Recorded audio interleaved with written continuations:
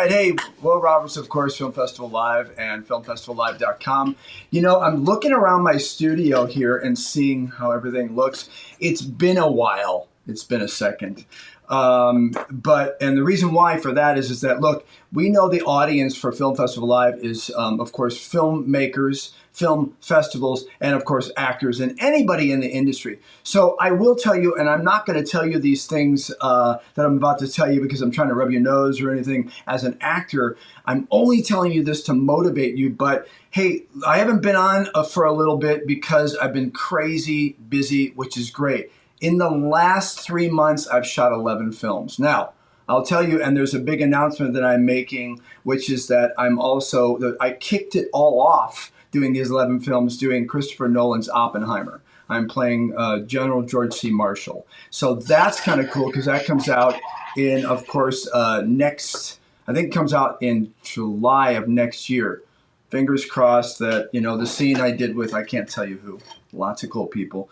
But in any case, look, there's lots of great information. And the cool thing about this show today that I'm very excited about is the fact that my guest, which is Soho International Film Festival, Sybil, and Miles, and I'm going to get Miles on the air and ask him how to say his name correctly, even though he was the director in a film that I did called The Redeemer, which is, very excitingly, going to be premiering at the Soho International Film Festival. I have my ticket and my hotel. That was a lot of fun.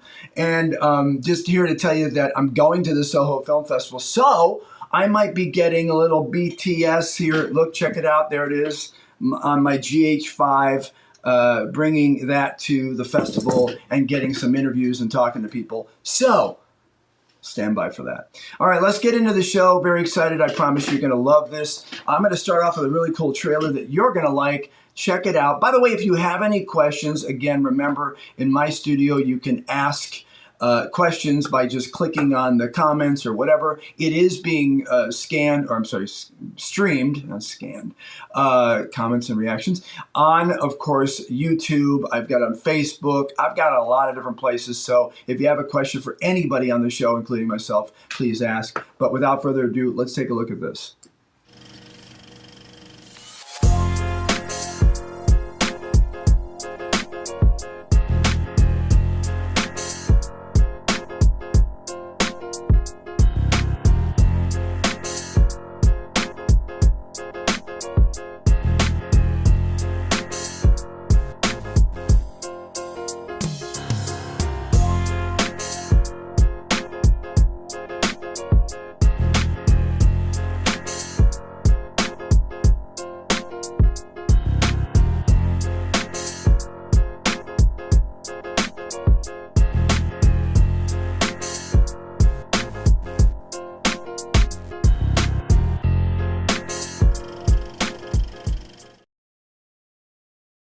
And myself and, of course, Sybil Santiago. My wife would be very proud of me, by the way, if I say it correctly, Santiago.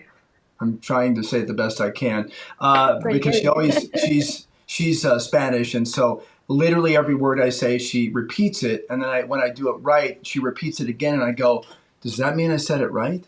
Anyway, welcome to the show, Sybil. Wow, you must be ready, raring to go, and most tired.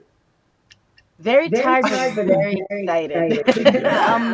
Yeah, you know, 2 years we had to go virtual, obviously, from the pandemic, and this is our first time back, so it's been a bit daunting, but also really exciting. You know, it's sort of a mix of both. It's interesting. Yeah, I mean, so first of all, let's go to some of the simple questions, which is how long has the Soho International Film Festival been around? The festival actually, this will be our 13th edition. Wow. So the festival was founded in 2009, yes, and it's somehow managed and survived through. The festival is run by a lot of, mostly filmmakers. We're all in the industry as well. So, there's that sort of like personal passion to make sure it doesn't, stop. It keeps going. And we've been very lucky because we have a really good team behind us. So we just keep going. After the pandemic, there was a lot of question whether festivals can make it through, but we're here, Yeah. so we're excited. Yeah, and you should be. So I did a lot of research and looking at the site and your YouTube channel and all that fun stuff. And one thing I want to ask you is that is there an element of online still? Meaning, I know you can go to YouTube, by the way, you can scroll down and see the interviews of the directors and filmmakers. But is there any way that people can actually, if they can't get to Soho, New York, can they see any of the stuff? Yeah, so we were originally planning to do a hybrid festival this year, coming from the pandemic, of full virtual to going to live. But the reality of it is, I mean, it's just the bandwidth is not, Yeah. available to us at the moment because things Yeah. are just restarting. So we've had to make the decision of just going one or the other, and of course, to serve our filmmakers. Being a filmmaker myself, we really wanted to get back live in the theater. It was a battle to get theater, to be honest, because all the studios have taken over the theaters because they're rolling out from for the last 2 years. They're all rolling out now, but thank God we have a good partner with Village East by Angelica, and they, we were one of the first sort of major festival to be at that theater, and now they're doing all of these festivals. So it's really, it's great. It's great to see that they're supporting. And so we managed to get the dates and to go back live, which is really wonderful. But hopefully next year we can get back to virtual. We will be live streaming and filming a lot of Q&As and such to make sure that we can keep that, because that was very popular. That's one thing about virtual that it did do, is they managed to Right. keep online, the filmmakers, the people that make these films, Yeah. they stay on, which is great. And that's something that we want to continue. We've always done it, but we've definitely gotten a lot more sort of tech savvy because the virtual kind of forced Oh, you of to do course. that. Yeah. So I think now we're hoping that we can get more of those interviews online so that the filmmakers can use them as they move forward with their films. How's filming doing? I know that you're in New York and there's a lot of series and a lot of films, and I always tell actors and performers and industry people that you couldn't want a better time in the world in our time span of living to be a filmmaker, an actor, because the opportunities are just they're global. And actually, the pandemic did kind of do something good, I'll say, because I used to go back and forth to LA 2 or 3, 4 or 5 times a week, and it's 2.5 hours each way. Now, I do a bunch of self-tapes, and, i.e., I'll mention this later with Miles, The Redeemer. I'm in LA, shot him something, did some whatever, and boom, next thing you know, I'm in Montana. How is filmmaking now with the pandemic the way it is? Are things rolling along in that area? I think, if anything, it just got, busier. I feel, I always felt film, especially independent filmmakers in general, are very resourceful in terms of, because we work in a different capacity. I'm a filmmaker myself, so I can come from that Right. point of view. For me, if I want to make something, I will make it and I'll figure out a way, and I always find a way, right? Because it's from something that's very personal, and I think that is the difference of the job that we Good have. job. Yeah. We actually love what we do. Yeah. Like you said, as an actor, I was an actor myself, and I still am. And we live with what, 95 to more percent rejection. We may Yeah. get the Yeah. but we love what we do, that we keep doing it, and it doesn't bring us down. If anything, when something we don't get, we even more motivated to do better and get some more. And I feel like filmmakers are that way. It's a resilient group. I was actually, Understatement. yeah, very much an understatement, and I can say that. I had difficulty this year, probably one of the toughest year for me programming wise, because um, I expected actually a lot less submissions, thinking the past 2 years, Oh, sure. for independent space, it was very difficult. But we actually had quite a big submission base this year. Of course, a lot more shorts than features because, everyone was trying to make do during the festival. But the quality and really what came out of it, it started out a little bit awkward in the beginning, but then as it moved along in the last 2 years, it's just been. I'm really, really amazed and super proud to be part of this industry and to be part of this community. Because when I see these films, it's like I wish I had more room. I wish I could run the festival for a month, and just sort of like play everyone that, because everything that's good, like it's tough to say no, because I also know what that means to a filmmaker. But you can only put so much. That is the difference too between virtual and and Yeah, we're absolutely. limited with what we can program, and Yeah. it's so heartbreaking. I wish I could accept everyone. It's that strong of a year for submissions, That's and good. I will yeah. tell you that I'm going to approach you on the day of the premiere and then right at the end and ask you if you still want to do this for a month long. I don't think Yeah. so. Yeah. You know what I say? I approach this as like producing, because I'm a producer. I produce Yeah. films, and I approach it as producing, a film, Yeah. except that I'm producing, 110 films. Yeah. We're dealing with 110 directors, so it's a lot. We call that But babysitting. We call that babysitting. No offense, but creative people. Listen, let me just in a good ask way. you really Good quickly. people. Yeah, let me ask you really quickly. I want you to just say the dates are. Give us the dates, a rundown, and then the website address. Yeah, the festival starts next week, actually, from the Yeah. 6th to the 13th. Opening night is on the 6th, and I know you have Miles on shortly, and I that's do. our opening night film, which is so exciting. It's going to be opened by a short police auto repair, and the feature film is The Redeemer. Awesome. And it goes on for a whole week, and our awards night is on the 13th. Wow. What's the yeah. what's the URL? The website is sohofilmfest.com. That's SOHO filmfest.com. Definitely check out the program, guys. Anyone that's watching, because let me tell you, there's some really amazing filmmakers. Actually, all of them are amazing. That's why they made the program. And really, definitely, the support. I always feel like if you love going to movies, you have to know and support independent filmmakers, because none of these films would have made it anywhere without them starting somewhere. And this independent filmmakers is sort of I feel is the lifeblood of our industry. So we definitely want to give them as much support as possible, and we're proud to be able to give them that stage. One thing I'll say, and then we're going to bring Miles on, and then I'm going to let you take a small break in the background. In the green room, I have M&Ms and everything. Wait, what do you have in your cabinets? Anyway, there you go. Wow, we're gonna have fun once we're gonna have fun once we get there for sure. But I say this to filmmakers and actors and everybody, and I have for the last how many years I've been doing this, is that again, this is such a great time, and to be able to either shoot on my 13 Pro Max with a 1 terabyte, or my GH5, or my Blackmagic, it doesn't matter. It just doesn't matter.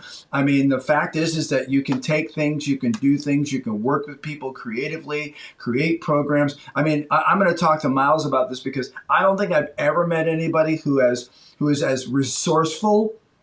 I mean, Miles is like, I don't want to swear, but it fucking blows my mind sometimes when he goes, oh yeah, I have another script, and I'm like, God damn. Anyway, so I've just offended a lot of people with those two words. But in any case, the fact of the matter is that if you're not doing this and you're talking about doing this, folks out there, it's your own fault.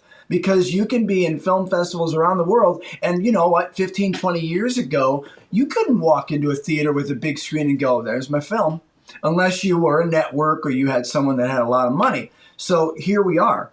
Now, with that being said, I'm going to put you aside just for a little bit. I'm going to show a quick trailer for a film I know pretty well, and then we'll bring you back in. Are you okay with that?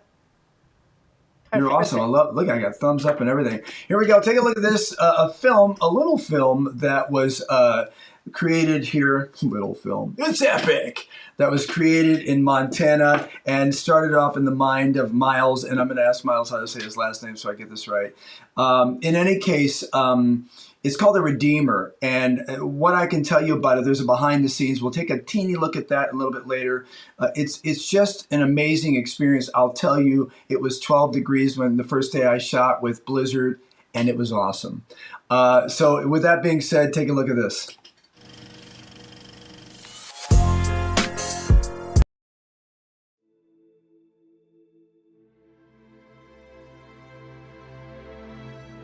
They said if hell lay to the west,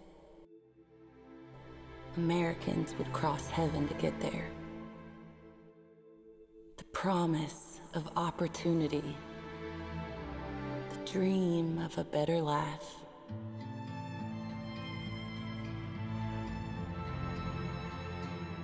A whole nation's hope resting on the great unknown. and an unshakable belief in a better world to come. Little did I know the price others would pay for in blood. For the myth of manifest destiny.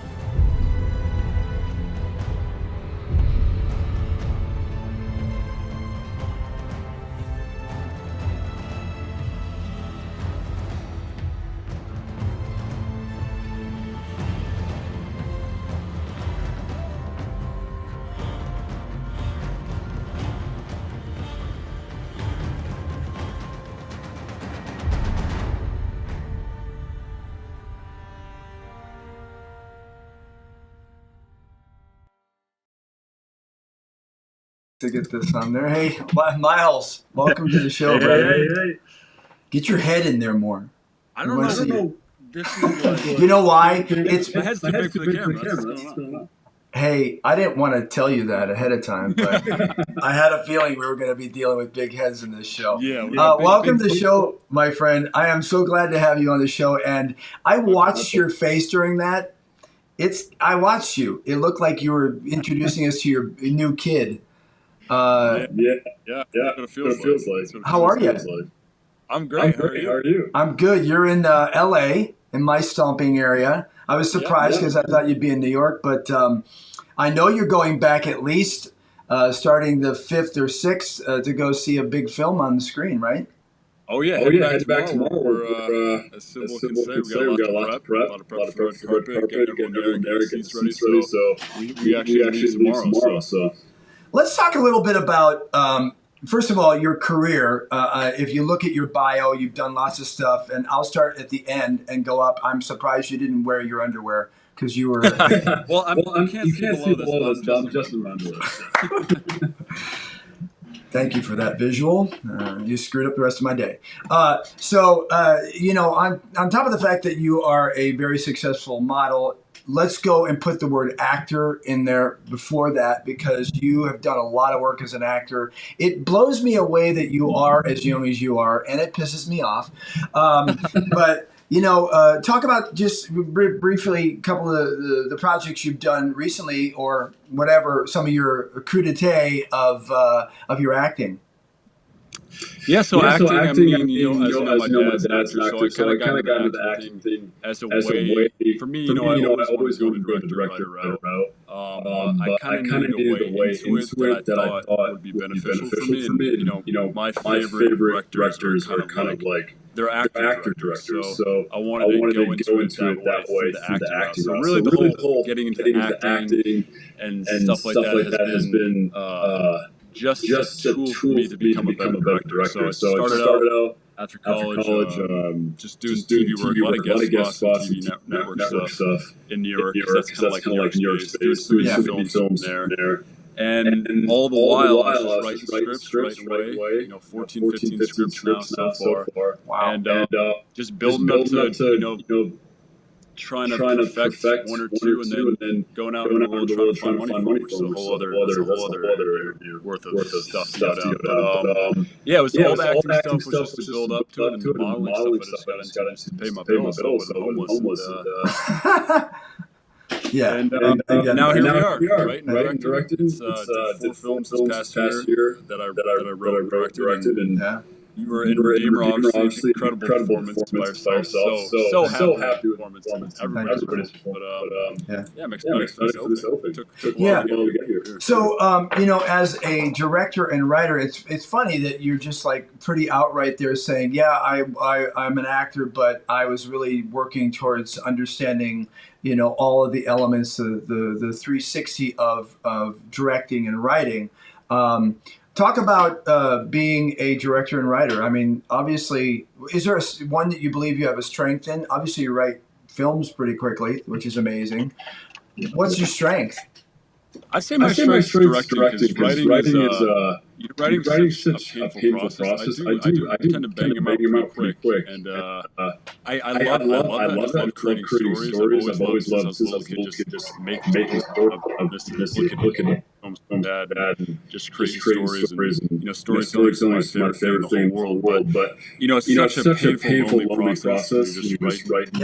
Redeemer, I remember writing that. It was during the pandemic, and didn't have a job, didn't have anything. I just I always wanted to make a Western, so that was just like 10, 12 hours a day alone in the apartment, just writing away. But so directing is definitely something I prefer. I think it's my strength because it combines my favorite thing, being able to talk to actors and directing, you get a little bit of each piece. You get to work in the soundtrack, you get to work in editing, you get to work with the actors. You get to kind of create this whole vision. So I think I prefer that over anything else. Sure. Well, I do have to say that actors always give the sort of the summation of what they think of the directors they worked with. I just had a pretty good chunk of films, and I remember one director. I was like, God. Okay, obviously we should have read this together to begin with, because my concept of what I'm doing and yours is a way different concept, but it's fine. You bob and weave. But I will say, in giving you a compliment, is that you are good at letting people who, I think you know the strength of your actor when it comes in. And to say that about with me was kind of difficult, because if people don't know the story, most don't, is that I was actually training Tim V. Murphy on handling these things, looking like a gunslinger. And I just so you know, I purposely tagged you in the, I said, Tim, can you do me a favor? Can we do a quick do you mind? He goes, dude, it'll be great. So we did it, and I'm like, boom, boom. And then you're like, dude. Uh-oh. Yeah. I just heard a dun, dun, dun, dun, dun. Anyway, fact of the matter is I'll say that, and it's a good note for all actors. I personally think, being on the other side of it, you did that. And we know, like, we had another actor who, him and his manager slid into my DMs, and, people in the cast and a lot of other things don't, they really shut that. But I actually think it shows, perseverance, and, like, if you're right for it, and if you got to get in any way you can, then you got to do it. I actually like that. I love, if you hadn't attacked yourself, you wouldn't have known. And you give such a brilliant performance, and the best movies are, and the best directing jobs are when the actors do it all for you. You don't really have to do much. And that was you and Tim.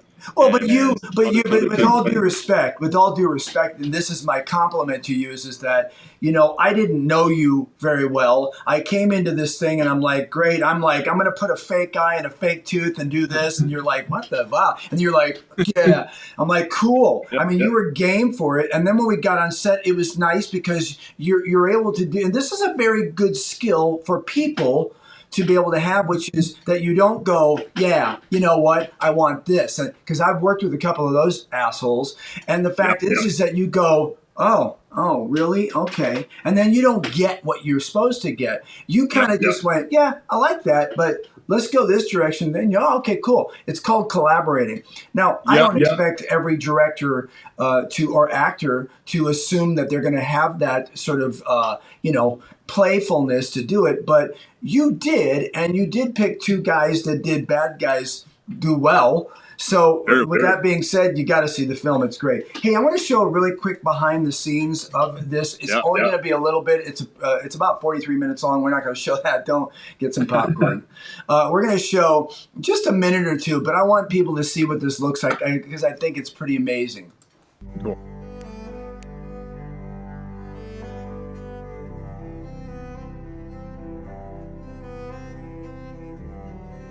I wrote it 2 years ago. I wrote it at the Sundance Writers Lab, and it was a short film first, and then they helped me develop it into a feature film, and then it took another year and a half to kind of went through 20 drafts to get it to where it is now. So again, I just want to appreciate and thank you guys for all the hard work you're doing, because it's a very important story to me and a very important story to a lot of other people. And when I was writing this at the Sundance Institute, they believed in me because of this story, and bring it to a limelight and bring it to people's attention. And it's something that I think is overlooked and very important to bring to the masses, bring to movie theaters, show to as many people as possible. So just want to thank you guys for helping me tell the story. And got a few more days to go, so here we go. I'm Steve Schrager, and I'm very proud to be the executive producer along with Tom Grant. Now, never having been in this industry prior, I was taking a risk, of course, to invest. And most budgets, after they're given to the executive producer, probably can go over 15%. All right, as much as I want to show more of that because it's pretty damn good stuff, and there's a lot of great underlining stuff, or I should say overlining stuff about women's issues and Native American. Just need to see this because I think by all means, Miles and the creation of what we call the Redeemer has caught that. And Bailey really did as well. I watched this behind the scenes, and she is the bright new star on the scene, and she had some really great things to say about leaving. And, you know, I'm getting a little emotional about it because I watched that, and then I clicked back and watched what I said about a scene that I do that is, I just have to tell you that it was just it was the most amazing experience because I had to separate myself as an actor. And I can tell you, you all know that very well, that if you don't, it can devastate you for long, long times. So with that being said, we're going to do a little three-way here. Maybe I should rename that. We're going to do a little three-way conversation about films and film festivals and the Redeemer. Here we go. So, hi, everybody.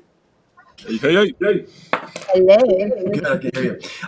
So right now, everybody, just so you know, I've decided to line up all three of us just to kind of, if you have any questions, you can type it in the information, the comment box, and I will bring it up.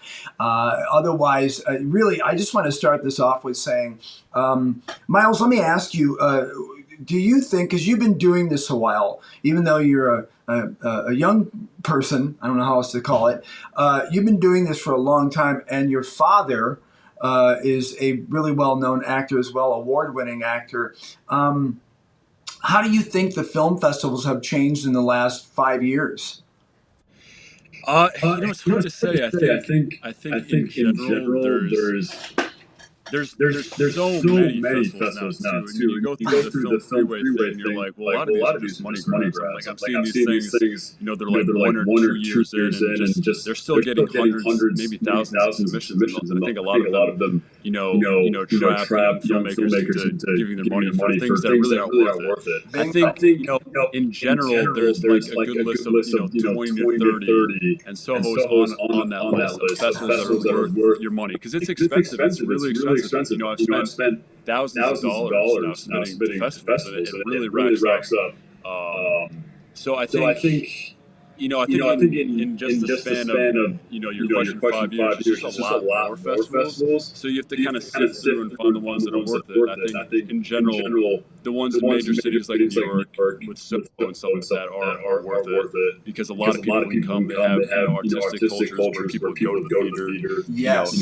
The films. So I think that's generally what I think about that. That's a very good point because, as an actor or even as a filmmaker, you always have to figure out if you're going to the right networking event. Look, I'm flying to New York to go to Soho because it's important to meet you, Sybil, the rest of the people, to see you, Miles, and the crew, but also I know from looking at previous places, festivals of yours, that there's some great people that show up because that's what it's about. So if you're spending your money, because I did a film when I was in Brazil doing a Netflix film called O Matador, and I played the killer there too. I used to be a funny guy. Anyway, point is that I spent thousands of dollars on that short. I got 2 really great best actors out of LA and an international festival in Italy, but a lot of those were like throwaways. And you just have to be smart about what you're saying. Great point, Miles, because if you just out there going boom, and maybe if mom and dad want to do that for you, cool. But, just getting the Timbuktu Film Festival Award, which I bet there actually is one. There is. I bet there is great. But you got to be smart about it. Sybil, what's your thought about the change? No, I agree. That's actually one of the reasons we run our festival the way we do. So, like I mentioned to you earlier, our festival's run by mostly filmmakers. We're filmmakers ourselves, producers. We've been doing this. We're in the business. Like right now, I'm actually sad. I have a film that's doing the festival circuit as well as a co-producer with film with Sylvia Kaminer. Follow her, and we're getting into all these amazing festivals, and I can't be there because I'm right now trying to get so up for that very reason, because it's important to me as a filmmaker that my film does well in festivals that matter. I call it matter because they're the festivals that I feel will help our film get to the next level, get distribution, get whatever eyes need to be on it. And that is the one thing that we really work hard in this festival. For example, the last 2 years was mostly virtual, not by choice, obviously, because we had to. And for that very reason, honestly, the one change I did see is that we always invite quietly, and we don't announce this, but this is a fact. We always invite sales and agents and distributors to our festival, and we actually have a very good record. Thank you, Lord, for pickups of films from our festival. We don't brag about it as much, because for me it's what you're supposed to be doing, and I don't think of it as something I'm trying to sell in our festival. I'm talking about it as like that's why you go to festivals. Sure. So as a filmmaker myself, I want to make sure that the film that we does get some kind of traction, whether it be through. That's why it's collaborative. Even like the booking of the film, even the getting the tickets, and they're like, I want to make sure there's no empty seats for the filmmakers, because I've been to the festival with my films where nobody was there because I didn't know better. Like I didn't know, and it was heartbreaking. Even though I knew I was in a different country, it's still heartbreaking. So you work with the festival, and that's one thing I would give advice for. Yeah, absolutely. I will say, just because you froze there, I will say, and if you need to call back in, just click the link again, Sybil, if I lose you. But I will say that is, oh, there you go, you're back. So what I was going to say is, it's okay. What I was going to say is that, both of you had very, very valid points, which leads me to the next question, which is, you walk into a film festival, okay, you've got your film in there, or maybe you don't. Can I ask you what you think? I'll start with you, Sybil. What is the most important thing you think that you're going to jump to first, a priority? Are you going to try to see if they have people speaking, Q&As? Are you going to try to see a certain director? What do you think one of the biggest benefits? Now, I'll ask you as an actor and as a filmmaker, what do you think the first thing you'd want to do there? I actually, if you don't mind, I'm going to go back to your last. I know I got cut off. You mentioned something about shorts, for example, being in festivals and sort of become throwaways. Like this is the one thing I'll say. Like as filmmaker, I walk in. I need to know that I'm walking to a festival that, first of all, value, has a reason why my film is there. Has people that are there that I want to meet or want to see my film. That's the same thing as with because even us, we don't accept films. Honestly, if I don't get the filmmaker engaged in their film being in the festival, even my short films, we will go to the filmmaker. That even if your film is the best one in there, if there's a filmmaker that's like nonstop, we really want to be in the festival, we need to be in the festival, I will go to the filmmaker. So I come into a festival myself as a filmmaker with that in mind. I will only submit to festivals I know actually care to show my film for one reason or another, whether it be my actor, my story, me being a female POC director, whatever is the reason. I want to know it matters to them because it matters to me, because this way I know they're doing just as much effort as I am to make sure that my film gets the stage that it does. That would be the first thing I'd say, is find that before you even join the festival, and if you do get accepted, be involved in it, because to me that's really important. Because I have 112 films this year, and I'll tell you, I've spoken to every single director, every single filmmaker of this film, of the films, because I need to know that they want to be here. And they want to be part of this because we're going to work together. We're not going to work together, and I'm going to go to the next filmmaker, because I'll always have filmmakers that are, that need that stage, and it has to matter. And this is the reason we have independent films. If you're going to go for just the studio thing, then just go get paid somewhere else. That's okay too. There's nothing wrong with that. That's great if you could do it as a job only versus like actually your project.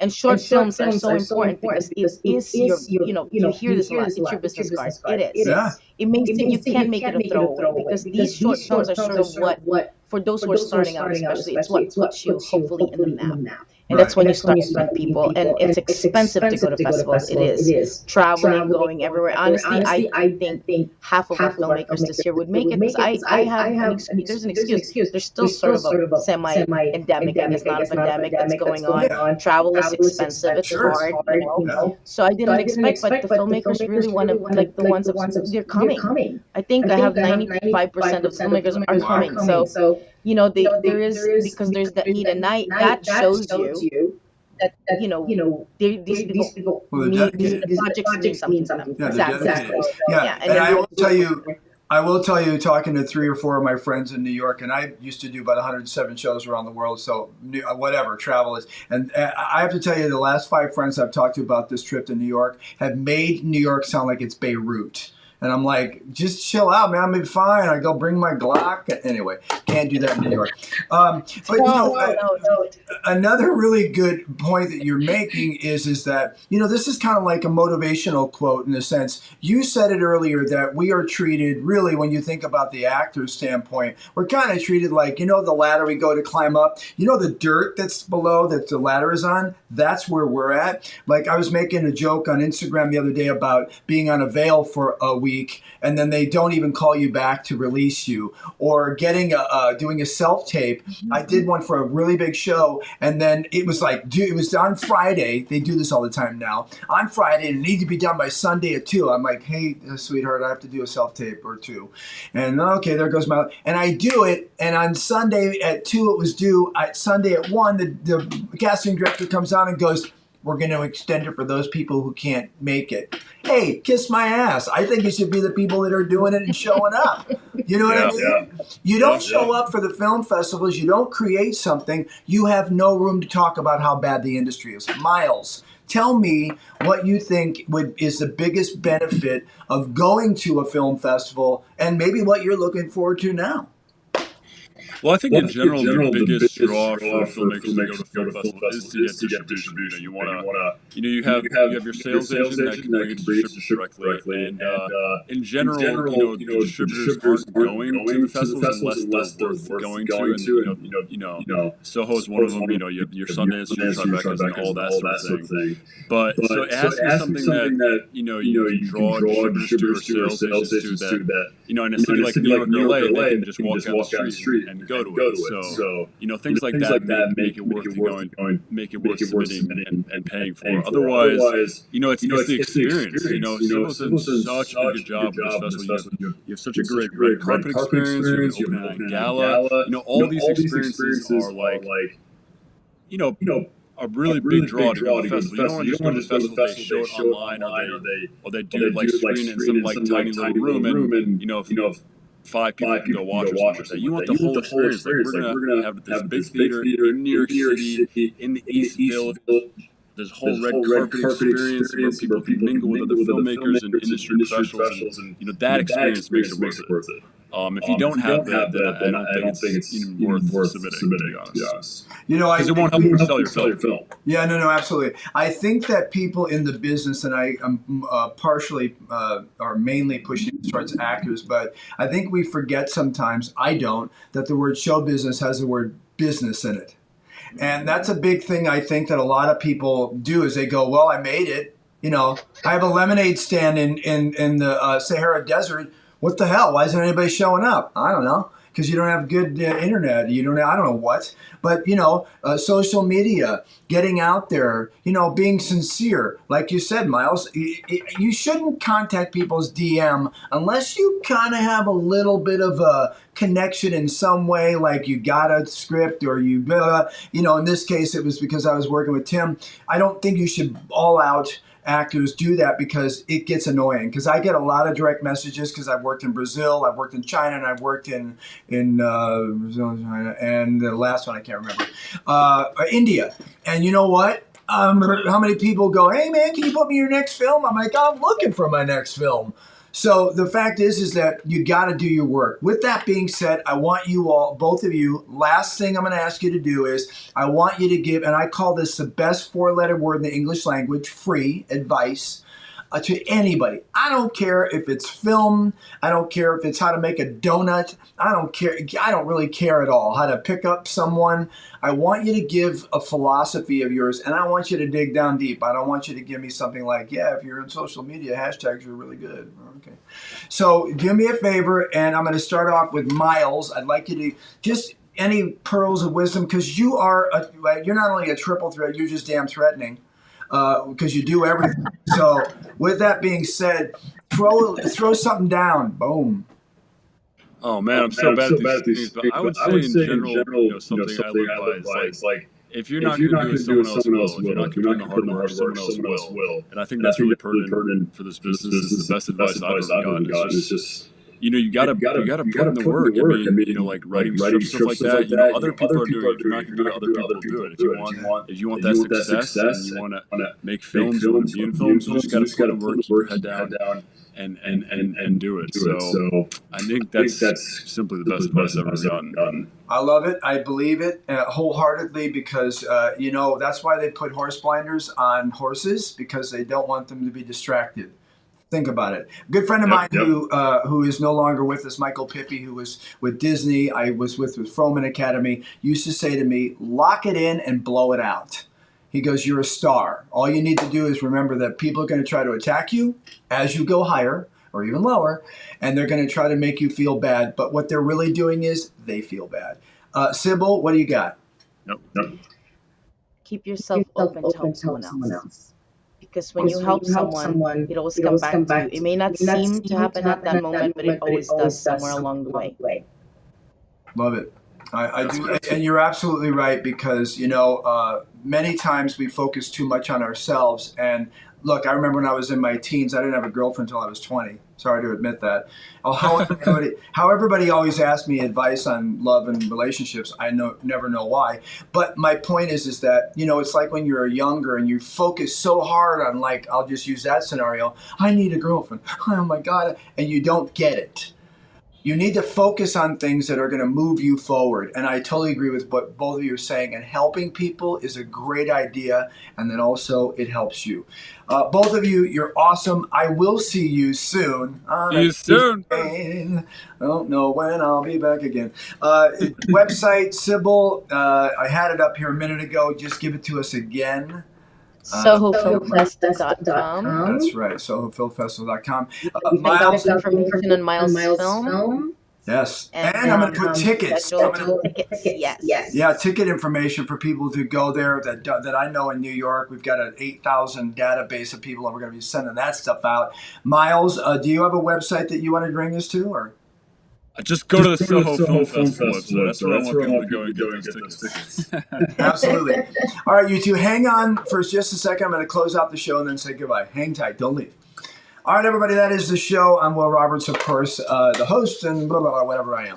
Really appreciate you all coming to the show. Again, you can see if you're seeing this live, I appreciate that. So does Sal, my partner in New York.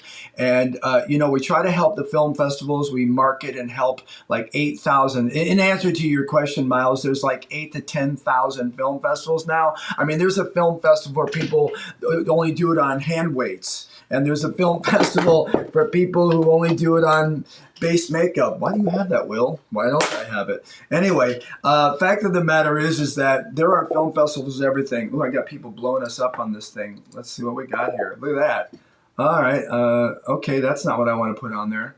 Someone decided to put some. Oh, there. I say I'm being spammed. It's all good. I love it. I just put someone's like mega love thing on it. Get away from me. Anyway, fact of the matter is that I want to say one last thing, and that is that we've said it all in this show, is that you have a goal, you have a mission as a creative. And the whole goal is to be able to express yourself without giving too much and you breaking down and becoming a mental mess, which, by the way, can happen in this industry. But the most important thing you should understand is that you should keep yourself ahead of the game, because anybody talking shit about you or saying things about you wishes they were you and where you are in your life. Remember, if you're standing in on the stage looking at all the people, they paid to see you. Film festivals are the best tool to get yourself out there to create whatever you want, whatever level it happens to be, you'll learn it. Many actors say to me, they go, how do you learn how to, dude, you're like awesome. You can shoot, you write, you edit, and all that different stuff. I go, just like Miles, the point, well, not on the level because I'm not doing feature, but my point is, as an actor, I use these as tools, and I know Sybil gets this too, is that if you don't understand this, even down to a self-tape level, you should see my self-tapes. They're dope. Point is that if you don't have these elements, you should go work at Starbucks as a barista. Not a problem. I'll have an order for you in a little bit. But the point is that this is a serious game. And I mean game. And if you don't know how to game it, you'll learn it or you move along. This is not 1985 when I started. It is a far different world, and you have much better tools to be able to get yourselves out there. So get out there, get her done. And all I have to say is we'll see you in Soho. Check out the site filmfestivallive.com. I'm Will Roberts. Thank you. Have a great day. And with that, I say bye-bye.